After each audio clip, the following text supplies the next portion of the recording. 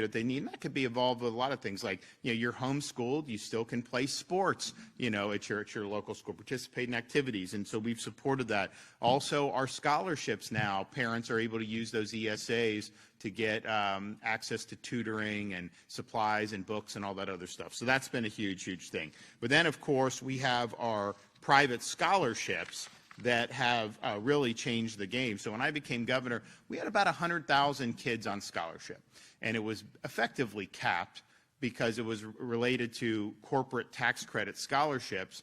You had a Supreme Court decision that had happened, I think, in like the late 90s, sometime in maybe early 2000s, which said you couldn't have school choice effectively where parents control the money. The only reason you could do tax credit scholarship is because it never actually went into the government's coffers. And so that's the distinction that was drawn. We didn't think that the one decision was right about not having direct scholarships, so we did direct scholarships. And my first month as governor, we replaced 3 Supreme Court justices who were against scholarships with 3 who were in favor of them. And that basically removed that impediment to be able to get the scholarships in the hands of these families. And so we did it, and we've grown the program. And then a few years back, we went to totally universal. So we started off basically, it was basically poor, working class, even middle class would get it. Now we're basically just like, look, the money follows the student. If you make 50 grand, 150, we're not going to parse that. Money will follow the student. And so we now have over 500,000 students on scholarships with our family empowerment program. And so I think that's more than probably the rest of the country combined, if you want to know the truth. I mean, so that's...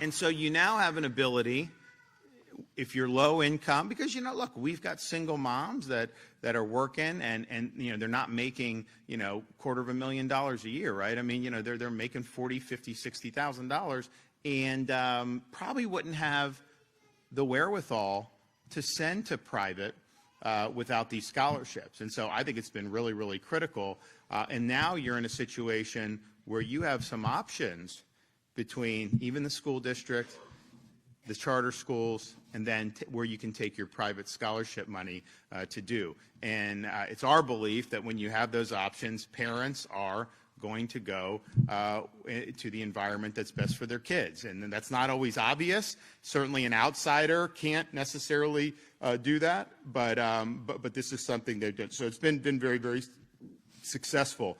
And here's some of the results. So we've seen increase in school grades. 71% of all graded schools, either A or B in 25, compared to just 64% the previous year. Percentage of reduction of 47 schools. We also have a program that's going to start, first school will start when? In 27 schools of hope, or so 27, 28. And basically, we've got a operator out of New York City, of all places, who has gone into some really tough areas there, and they have ridiculous results, like 92% proficiency in math and reading, where that's way higher than what you get, across the country, when these were places that basically no one was willing to work in. So there's some areas that have failed, that have had, failing schools, that they're going to be able to go in and operate, kind of these schools of hope, which is a lifeline to the parents in these communities. And so I look forward to being able to do that. You hear some static out there, but they're going to take over, all these schools. No, you're talking about, a relatively modest number here. Maybe over half a dozen in Miami-Dade, maybe in Broward, and a handful of spots. Maybe someplace in Tampa. I don't know, but you'll definitely have some in Southern Florida. And you know what?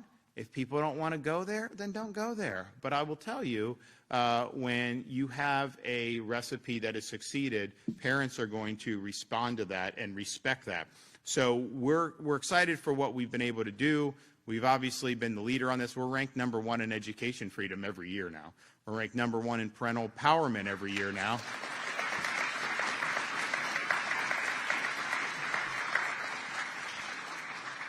And we're excited for that. Now, everything we said we would do, we've done. on this, but if we have options to be able to make the experience even better, then we're going to do that. So last summer, Congress passed the reconciliation legislation, and in that was a federal tax credit opportunity for school choice. And the way it works is, and I think it'll be on your current tax year if you want to claim it, you will have an opportunity. So say you owe $10,000 in taxes, you can take $1,700 of that and direct it not to the federal government, but to the scholarship granting organizations. And so how much money is the program going to end up getting? It depends on what individual taxpayers do. We did, when our tax credit is corporate tax credit. I think that makes more sense than individual, just because the corporate, you can call up and say, hey, can you do this or whatever. There's only so many, people that are filing corporate taxes, and so you can really get a lot of people to do it. And I've had conversations over the years when they were getting attacked by activist media, kind of the woke mob. Oh, you're funding a scholarship where kids are going and they're teaching, Christian, oh my gosh, oh, that's bad. And so, but the thing is, some of these executives, they get spooked. They don't want controversy. But the lesson on all that is, that mob comes after you. If you blink, they know they've got you, and they'll keep coming back and back. If you tell them to pound sand, they'll squeal. They'll squeal. They will squeal.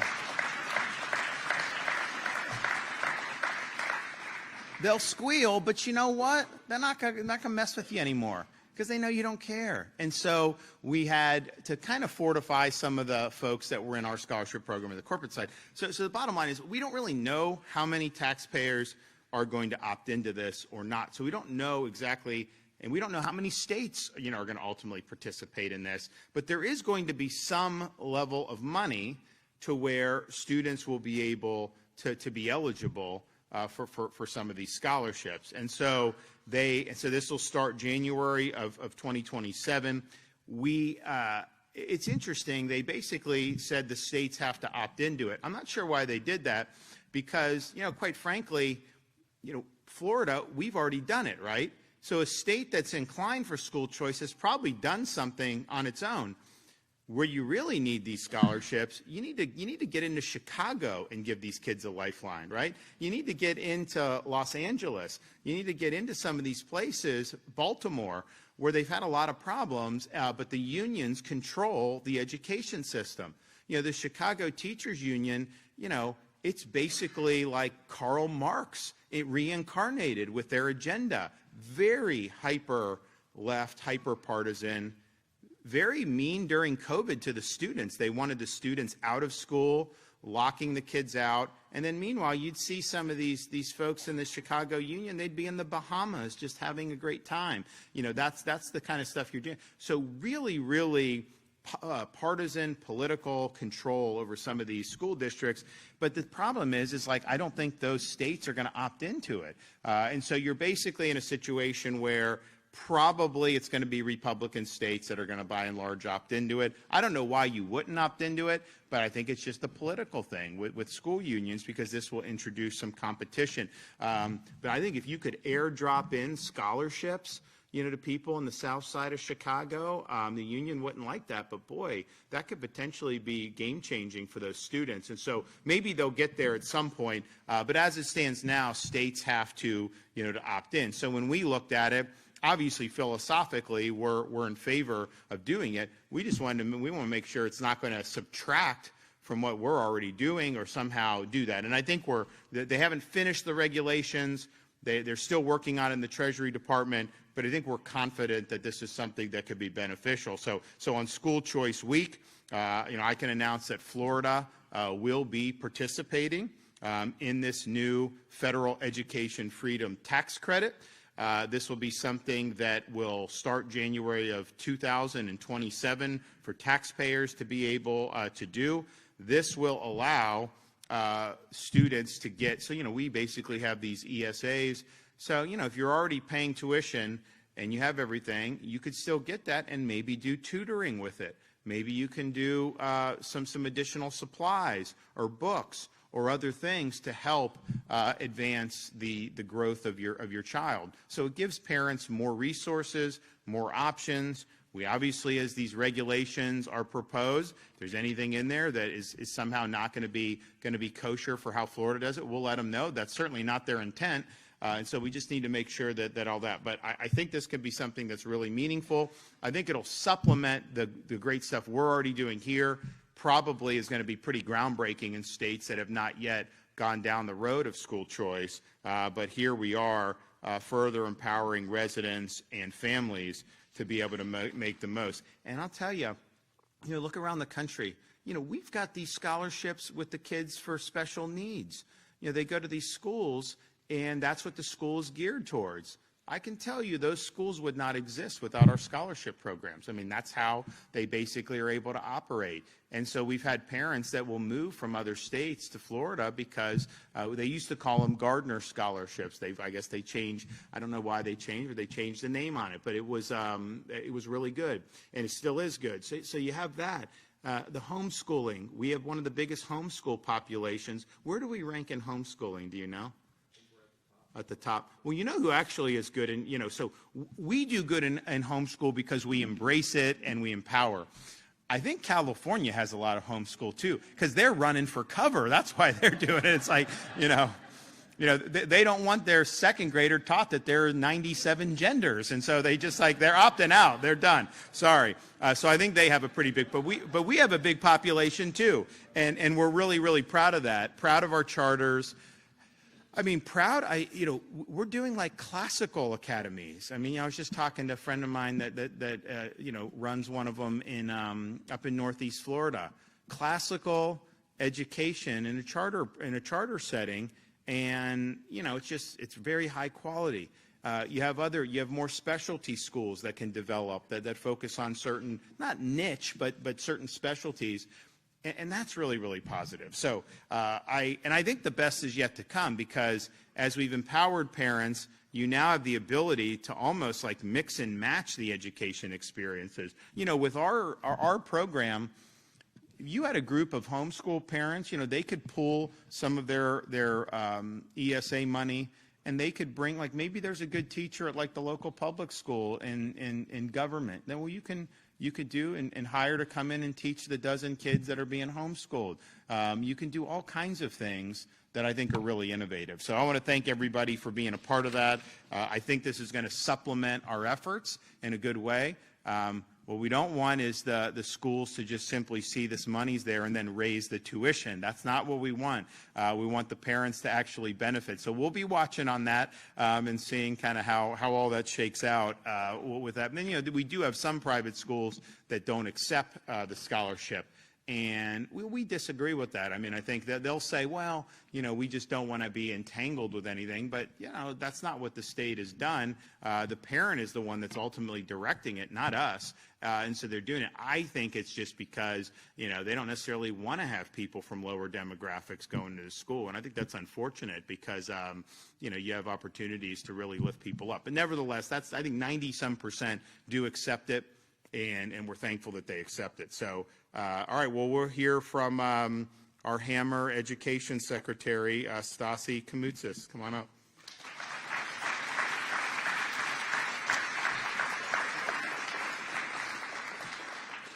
Well, good morning, Grace Christian.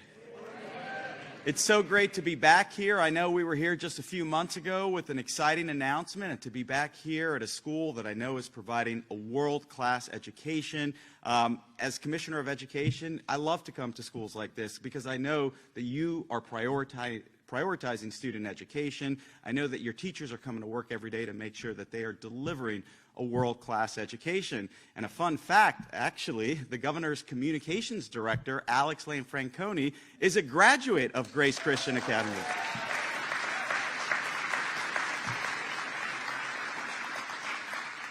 Thank you, Principal, for hosting us today. It's great to be back here. And thank you, Governor, for bringing us together for this very important announcement. As you said, we are halfway through School Choice Week. And a week it is to celebrate educational freedom and the opportunity that it is providing to students across the state, and hopefully now with this important announcement across the nation. In Florida, that principle guides all that we do, and our students are better off because of it.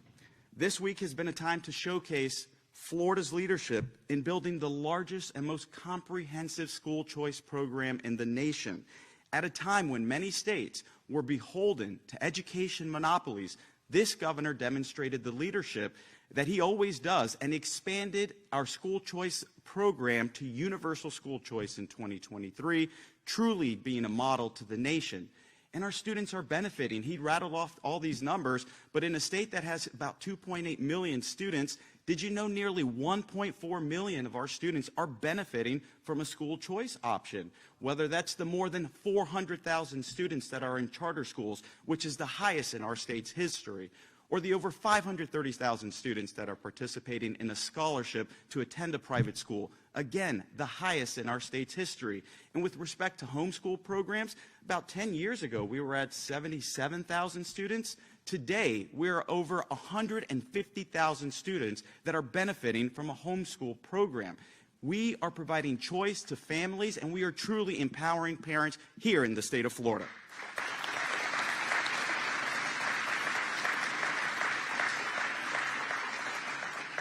Now, today's announcement builds on that momentum by further strengthening our already robust school choice programs. Through the One Big Beautiful Bill that President Trump introduced and signed, there is a new federal tax credit scholarship that is designed to expand educational options without using public spending. And so this will supplement our state's program. I want to commend the President and Secretary McMahon for implementing this, as well as dismantling the bureaucracy that is the United States Department of Education.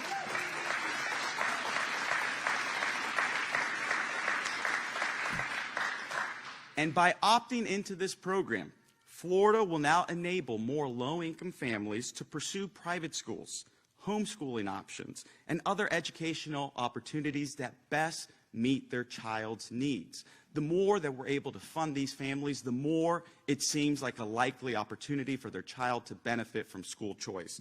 And so Governor DeSantis' vision for school choice has already produced incredible results. He talked about the 71% of our schools that are A and B schools, up from 64% last year. That's nearly 250 schools that are now an A or B school that weren't like that the year before. Hundreds of students, thousands in some cases, of students going to these schools that are now benefiting. We talked about the 77% of the charter schools that are also now A and B schools. And a stat that I'm really proud of, we went from 117 DNF schools last year to now 70, down from 47. That is huge for families across the state because Florida continues to deliver meaningful academic gains for all types of schools. Florida also achieved a historic 92.2% graduation rate, which is the highest in our state's history. And just last summer, we talked about our proficiency in English and mathematics, where students in English language arts are now, from the inception of progress monitoring, about 115,000 more students are demonstrating proficiency in English language arts, and about 100,000 students in math. That's hundreds of thousands of students and families across our state that are benefiting from school choice. Why?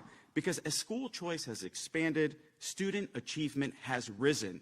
Competition drives better results, and we are seeing that across the board here in the state of Florida. School choice is not about elevating one educational opportunity over another. It is about ensuring that every child is in an environment where they are able to best learn. And participation in this federal tax credit scholarship program will give Florida parents even more options to best meet their children's needs. National School Choice Week highlights the transformative power of educational freedom. And here in Florida, that principle is central to our work. And our students are thriving because of it. As other states look for answers, Florida stands as proof that when you put students first and you empower parents, stronger educational outcomes will always follow. So thank you, and God bless you.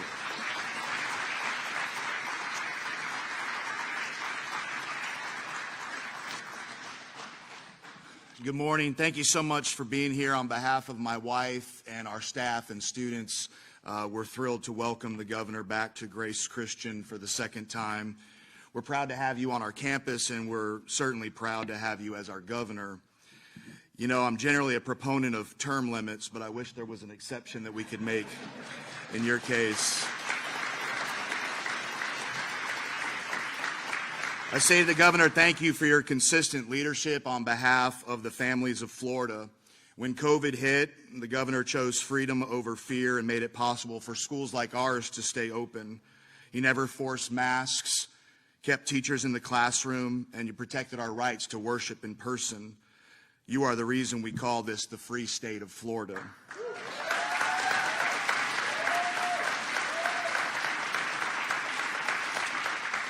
Today, obviously, the focus is on educational freedom. Our school, Grace Christian, is in its 52nd year educating young men and women in a truly Christian setting. We're thankful to the governor and education commissioner for all that they've done to expand school choice in our state, and the results do speak volumes. We have more than 700 students and a yearly wait list of hundreds of families trying to get into our school. The overwhelming majority of these families would not be able to afford a private Christian education without this program.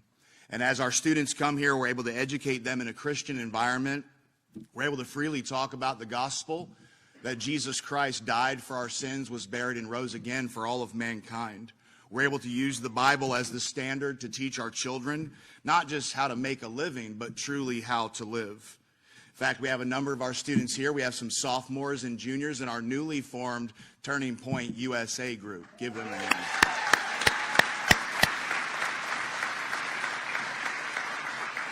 I know that these students and their parents at Grace Christian are so thankful for this program and the opportunities it affords them. Thank you, Governor DeSantis. Thank you, Commissioner Stasi. I talked to Alex this morning. This is great because I talked to Alex. He's like, are you nervous talking around the governor? I said, I'm only nervous about saying Stasi's name. He said, Stasi's one of us. Just call him Stasi. So there you go. But thank you so much. I'm prayerful that whoever leads our state next will have the same convictions and resolve as this great governor. Thank you for being here.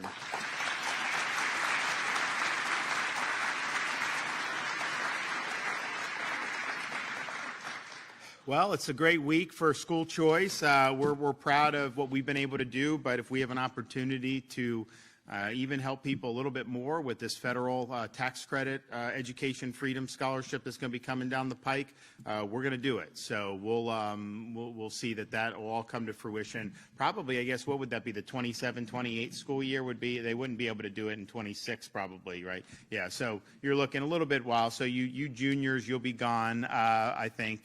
But anyone who's in elementary, middle, or early high school, you'll be able to benefit from this, hopefully, in a really, really good way. Okay. We got any questions back there? Yep. Governor, can you confirm as to whether you're going to have an announcement next week with the baseball commissioner regarding the Rays, and in your view, what type of deal is coming together to build a stadium? Is it going to be good for the taxpayers? Well, I can't confirm anything until something's public, but you know I'm a believer that baseball can succeed in Tampa Bay. Just having.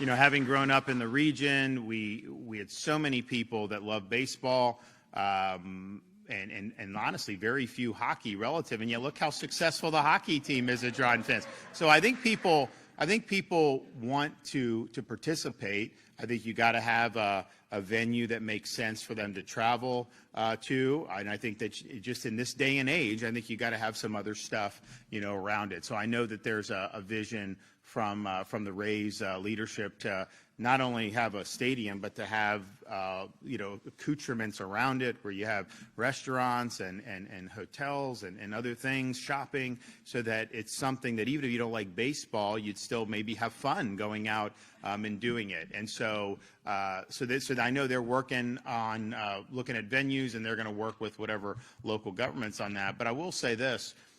You know, they're trying. It's the Tampa Bay Rays, and I think that they're saying they want it to be in Tampa Bay. I can tell you there's other parts of Florida like Orlando that would want the team. I know Disney would put it at the Wide World of Sports. I mean, why not, right? You could do it near the convention center in Orange County. So, like, I know that, and they had been trying to get a team, expansion team, for that. And I think they could easily be playing off each other. But I think their basic view is Tampa Bay Rays. You want to make sure that you do it here and do something that can be meaningful. But, I remember when there's been a lot of scuttle over many years about this, and Major League Baseball's position was because it was like maybe they'll move the Rays out of Florida. They wanted to split Montreal, half the whatever, and then just there's other cities that they were looking at. And I think Major League Baseball's thing is like, look, Florida is like, the fastest growing state, or certainly has been for most years of the last, 6 or 7. It would be an admission of failure on baseball's part if they can't succeed, in Florida, especially in a market like Tampa that has grown tremendously and has a lot of people that really like baseball. So I think they're committed to making sure that it can succeed in Florida as well. Our role is a little bit more, I'm not indirect, but the HCC has this thing. They have a chance to increase their campus vitality, I think, in ways that can be good. I've toured that campus. Some of these buildings are old. You got to put all this money in deferred maintenance, and maybe you just reimagine it. I'd rather spend the money like that. And then we have some state buildings in that plot that honestly our juvenile justice has always planned to leave, so that's going to leave no matter what happens. And then we've got one that we lease to the county, and there's a FDLE that's always wanted to leave there. So our role could be to just help HCC negotiate something that's going to be good for them and be good for the Rays, and we're happy to do that. I just as governor, it's like I wanted to succeed in Florida first of all. But I do think Tampa Bay, that's where the team was birthed, and we do want to see it succeed in this region. I think it can succeed 100%. I think it can succeed. The Bucks have done well, especially when they're good. And they were great for the first half of the season, not good the second half. So that was frustrating. The Lightning have done tremendous, but you have certain ingredients there that make it something that's really, really special. So I think that, from what I've seen out of the team now, they understand that kind of the assignment in terms of how do you make this something that's viable over the long term, and how do you get enough fan interest to be able to do it. And I know they've looked I know Pinellas, there was Rocky with trying to get something there, so they're looking more at Hillsborough, all this other stuff. Obviously, here where we are now, you guys would rather it be, by Raymond James, right? It's just an easier commute to you. If you live in downtown St. Pete, you'd probably rather it be there. But even me as a Pinellas kid, Dunedin, where I grew up, probably would be quicker to get to the Raymond James area than it would be to get to the Trop, traffic-wise. I think you do that. So I think you'd still draw a lot of people from Pinellas. There's no question. Yes? Can you talk about school choice a little bit more? The audit came out on vouchers and how the money wasn't necessarily being used appropriately. What can your office do if the legislature doesn't come to a solution? Well, they are going to. The Florida Senate has passed legislation along this line. We're going to get something done on that. Think about it.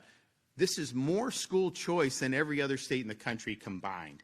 There's administrative issues that go into that. And to be able to identify and then have a glitch bill that looks to see and gets things going, within a couple years of this really launching at full thing, that's what you're supposed to do. And so we definitely think we'll be able to make the necessary improvements and to kind of keep going. But, let's also just put that, in its proper context. This has been massively successful for many, many people in this state, hundreds of thousands. I get, if I'm walking in like a gas station, like people come up, there's certain things they say, right, in terms of, during COVID it was thank you, whatever, saved my job, thanks for not telling them that I didn't have to take the shot, whatever that, thanks for having my kids in school, thanks for liberating them from masks, all that, but as we got beyond that, a lot of thanks for the scholarship. Thanks for the scholarship. I mean, people are very, very grateful. So it's made a huge, huge difference in the lives of a lot of people, and we'll make sure that we get it done. But I think what the legislature has done with what the Senate's been doing, I think makes a lot of sense in getting this thing, in the best possible, posture moving forward. And Governor, there's a federal hearing right now in Fort Myers involving DHS, Alligator Alcatraz, and immigrant groups, ACLU. What is your stance on the federal government, how it's handling immigration enforcement, and how is the state still involved with the facility down south? So the facilities are sanctioned by the feds, reimbursed by the feds, and the media's like, oh, they haven't gotten $600 million. We haven't spent $600 million. That was an authorization at the beginning. That's going to obviously take a lot of time to get there. We've been approved for the reimbursement, and that will happen. But once DHS decides who goes in, whether that's the depot in Baker, whether that's the Alligator facility, they decide who, and then our folks that we have in these positions, they process them. They stage them. There's immigration judges now on site at both of these facilities, hopefully rapid processing. I mean, here's the thing. Look, if you really have a right to be here, then you shouldn't be, involved with immigration authorities. You should go on your way. But, if you don't have a right to be here, we should, determine that quickly and finally, and then repatriate you to your home country. And so you're having that there. So they're in both of those facilities, and then DHS will then take from there. So they run flights out of the airport down at Alligator Alcatraz, which is right on site. That's one of the reasons why that facility was identified, because you literally just drive them a couple thousand feet, they go on a plane and gone. Baker County, we like that because it was a pre-existing facility. It didn't cost us a lot of money to stand it up. Even though we get reimbursed, we still want to, do things as economically as possible. So they have to usually they go to Lake City Airport, which isn't far, but you got to get them in a van and kind of go from there. So we've been able to, help effectuate, a lot comparative, to what the previous 4 years of deportation flights out of the state of Florida. And our state, and it's interesting. Remember, January of 2025, a few weeks before Donald Trump took office, I called a special session of the Florida legislature. Why? Because I said the American people want immigration solved. They want the border stopped, but then they also realize you can't have 10 million people come in under Biden and just stay, that you have to have enforcement and removal operations. But I also understood that there are issues with doing that effectively. So we did a lot of stuff in that special session that I called. The main thing was making sure that all state and local law enforcement agencies had a duty to assist DHS with interior enforcement. And now look at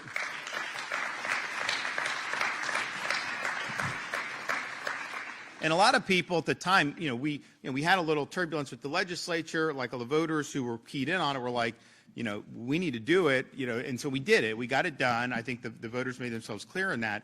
But even then at the time, I mean, they kind of, knew that we needed to be strong, but I don't think people fully appreciated how important it was to ensure that these local officials and our state agencies are on the same team, with DHS in this. I don't want a Minneapolis mayor situation in Florida. Well,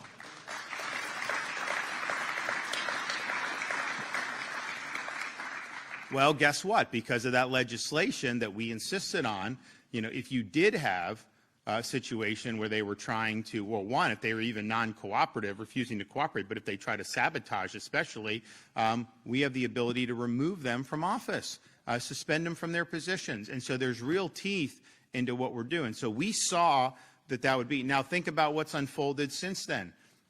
Florida, you have this. We have almost 20,000 apprehensions of illegal aliens between our local and state law enforcement, and that's in addition to what DHS is doing on their own. And so they probably have done twice that many just in the last pretty much 9 months is when this stuff really started to ramp up. But everyone knows their duties. Everyone knows they've got to cooperate. I understand some will be show a little more zeal in doing that than others, but you cannot not cooperate, and you definitely can't sabotage because there'll be consequences. Well, if every state did that, you would not have some of the problems that we're seeing, around the country. That's just a fact. You have governor, mayor in some of these states, Minnesota and others, where, one, they refuse to cooperate. Why would you not? I mean, think about it. I don't care what your view is on immigration, but if you have someone who's here illegally and they commit crimes in your state and violate your state law, and then they're getting out of prison, why would you not have DHS come pick them up and send them home? Why would you release them into your communities? That's really, really problematic that you would do that. So that's just like the bare minimum of cooperation that you would want to do. They don't even do that. They don't do that in California in some of these places. But then you have kind of the next thing where they're really whipping up. And look, you can protest against this all you want, but that's different from impeding their ability to operate, from trying to sabotage the proper functions of federal law enforcement. And if you don't like the fact that someone here illegally is going to be returned to their home country, you can run for office promising a big amnesty. You can do that. You have the freedom to do that. You won't win if you do that, but you have the freedom to do that. So what they're doing is really, it's a form of interposition, basically, because it's funny, it's not funny, it's sad. When Biden was in, we did legislation saying it's illegal to enter the state of Florida if you're an illegal alien. And the court said, no, that's immigration's federal. You can't be creating your own crimes relating to immigration. It's all the federal government. So they will try to handicap and handcuff states that want to see federal immigration law enforced fully and the way it's written. Then you have a change of administration. They're trying to enforce, these laws, but then it's somehow okay for state and local to just kneecap the enforcement of that so that it's hard to get done. And you know what? They're doxing these agents. They're trying to create an environment where these people are harmed. So it's a very difficult situation when if you're on the street there and you have a target on your back. I mean, you've got people that are very well organized, and they're not just there to protest. I mean, some of these people are there to really stop what's going on and take matters into their own hands. And that's a really, really toxic situation, but it's been created because of some of these politicians and what they're doing. So Florida's been the opposite. We laid down the law very quickly. I understood. I saw what could happen if you didn't do what we did. We did it. I was right at the time, and obviously now, looking in hindsight, we were doubly right to do it. All right, thanks, everybody. God bless.